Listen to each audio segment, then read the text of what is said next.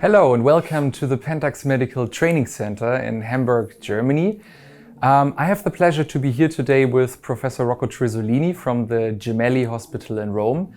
Training is essential for adopting new techniques. Why is EBUS TBNA training important and how do clinicians benefit from it? Well, training is particularly important in EBUS because EBUS is not a regular bronchoscopy. You will have a scope which is not a straight visibility. You will need to identify ultrasonographically a lot of different landmarks that allow you to identify lesions in different lymph node stations. And you need to manage a needle which is not a conventional needle. So you need to do several steps that take time.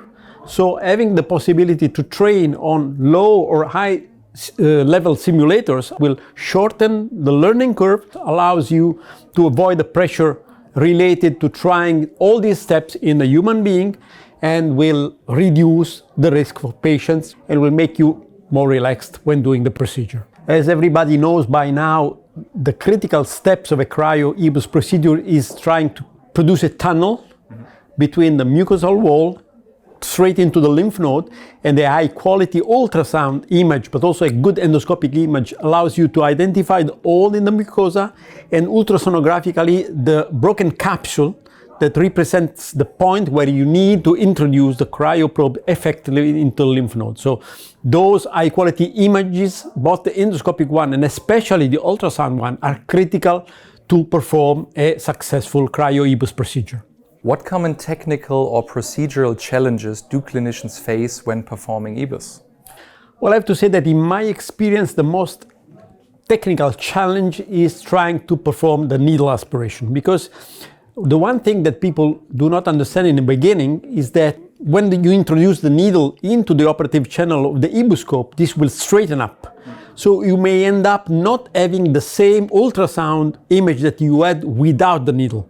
So you need to get used to put the scope a little bit further or more distal or more proximal in order to get a good quality ultrasound image when doing the needle aspiration. Because on average, you don't get the same image when the needle is into the operative channel. And how can structured training help to address these challenges?